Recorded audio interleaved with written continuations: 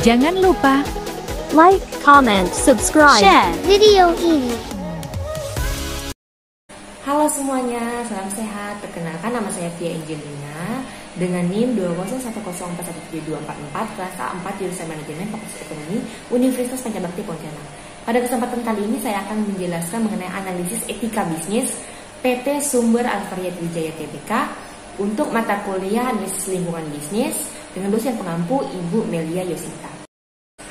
Etika bisnis PT Sumber Alvaria Trijaya Tbk. Kita langsung bahas yang pertama, yaitu sejarah singkat PT Sumber Alvaria Trijaya Tbk. Kegiatan usaha PT Sumber Alvaria Trijaya Tbk ini pertama kali didirikan tanggal 22 Februari 1989 oleh Joko Susanto, seorang pengusaha rokok asal Jakarta. Setelah 13 tahun bergerak dalam industri perdagangan rokok, perusahaan ini kemudian membuka jaringan minimarket yang diberi nama Alfa Minimart pada tahun 1999. Gerai Alfa Minimart secara perdana dibuka di Jalan Beringin Jaya, Karawaci, Tangerang, Banten. Setelah 4 tahun beroperasi, barulah Alfa Minimart secara resmi berganti nama menjadi Alfamart.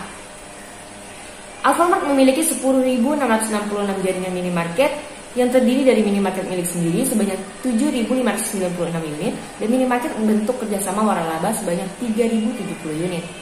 Semua gerai tersebut tersebar di beberapa wilayah tempat Indonesia seperti Jakarta, Ciliwungsi, Tangerang, Cikarang, Bandung, Sidoarjo, Cirebon, Cilacap, Semarang, Lampung, Malang, Bali, Klaten, Makassar, Balaraja, Palembang, Bogor, Jember, Medan, Banjarmasin, Jambi, Pekanbaru, Pontianak, Manado, Lombok, Rembang, Karawang, hingga Batam.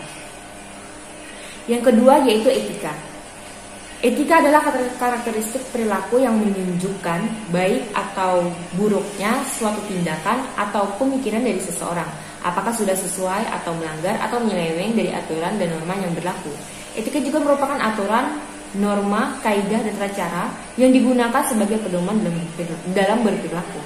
Nah, pada etika ini sudah melekat pada diri kita masing-masing, sudah menjadi naluri pada diri kita. Misalnya ketika kita berinteraksi dengan keluarga kita atau orang-orang di sekitar kita, otomatis kita pasti akan mengaplikasikan yang namanya beretika ini. Yang kedua yaitu etika bisnis atau usaha, yaitu standar nilai atau norma yang dianut oleh perusahaan sebagai acuan perusahaan baik manajemen maupun karyawannya untuk berhubungan dengan lingkungannya baik internal maupun eksternal. Nah, lingkungan internal itu seperti seluruh anggota yang ada di dalam perusahaan tersebut atau di sebuah organisasi. Nah, lingkungan eksternal seperti stakeholder, pelanggan, pemasok, dan pemerintah. Nah, biasanya etika bisnis ini sudah ada atau sudah diterapkan atau pasti perusahaan sudah menerapkan aturan tertulis atau etika tertulis untuk para karyawannya atau para anggota perusahaannya, seperti apa yang harus dilakukan dan apa yang tidak boleh dilakukan. Yang ketiga yaitu etika bisnis dan budaya kerja PT Sumber Alvaria Trijaya. Yang pertama itu menjadi paduan perilaku bagi karyawan. Nah, menjadi paduan perilaku bagi karyawan ini itu mengacu kepada pimpinan seperti manajer perusahaan atau manajer di minimarket. Karena ada pepatah mengatakan bahwa karyawan merupakan cerminan dari seorang pimpinan. Yang kedua itu memberikan kesempatan untuk berkolaborasi dan komunikasi. Nah, berkolaborasi dan berkomunikasi ini bisa terjadi pada semua anggota yang ada di dalam perusahaan atau organisasi. Misalnya antara manajer dan bawahan, bawahan dan bawahan, karyawan dan karyawannya, kemudian bisa juga antara karyawan dan atasannya atau atasan sama atasan. Kemudian yang ketiga itu menciptakan karyawan unggul bisnis berkelanjutan. Nah, menciptakan karyawan unggul bisnis berkelanjutan ini biasanya perusahaan atau organisasi pasti akan memberikan pelatihan untuk meningkatkan keahlian mereka. Misalnya ada training untuk mengadaptasi atau menciptakan karyawan yang lebih unggul atau menciptakan karyawan unggulan. Kemudian yang poin selanjutnya yang keempat, mengembangkan karyawan sama dengan mengembangkan bisnis. Nah, poin yang keempat sama yang ketiga ini saling berkaitan satu sama lain, di mana setelah menciptakan karyawan unggul tersebut sesuai keahlian mereka, otomatis bisnis akan berjalan sesuai dengan keinginan kita atau akan mengembang secara terus-menerus menjadi ke arah yang lebih baik. Kemudian yang keempat yaitu kode etik perusahaan. Yang pertama, selalu melakukan seluruh pekerjaannya dengan kejujuran dan integritas yang tinggi, serta melakukan atau memutuskan setiap tindakan agar menjadi tindakan yang terbaik bagi perusahaan. Yang kedua, selalu menjaga diri agar tidak korupsi dan backup, tidak menerima komisi atau imbalan atau ucapan terima kasih dalam bentuk apapun dari pihak ketiga dikarenakan pekerjaan atau jabatan.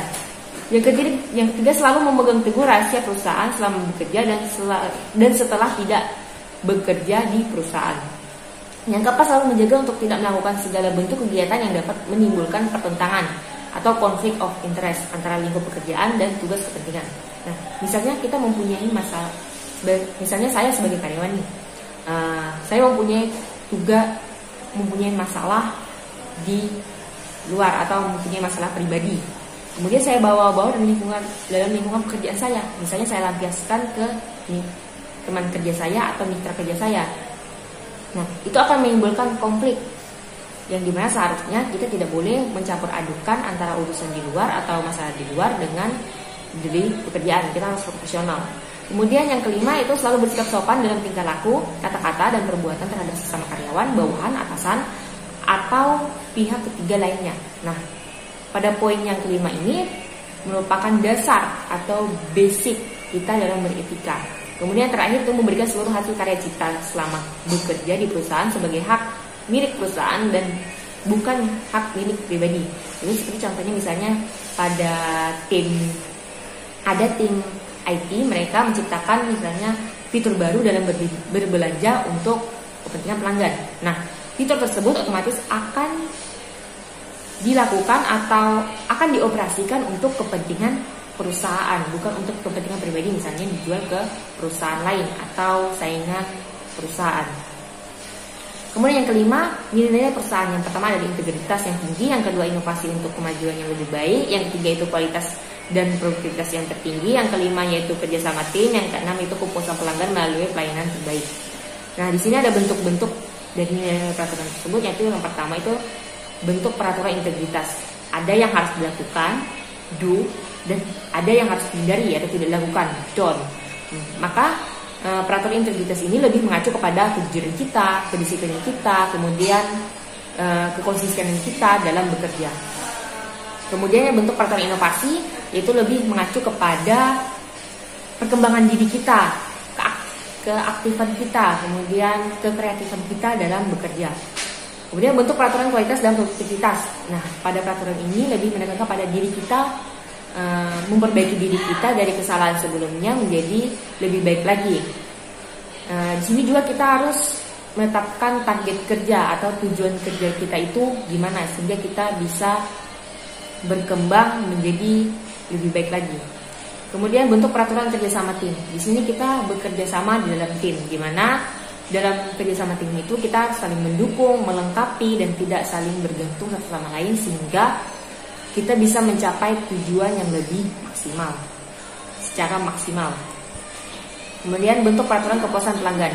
Nah, bentuk peraturan kepuasan pelanggan ini seperti halnya lebih kepada pelanggan kita, di mana kita melayani mereka, pelayanan kita bagaimana, kemudian di sini inisiatif kita atau respon kita kepada pelanggan bagaimana, sehingga dari pelayanan kita tersebut menciptakan kepuasan pelanggan, kepuasan tersendiri bagi pelanggan.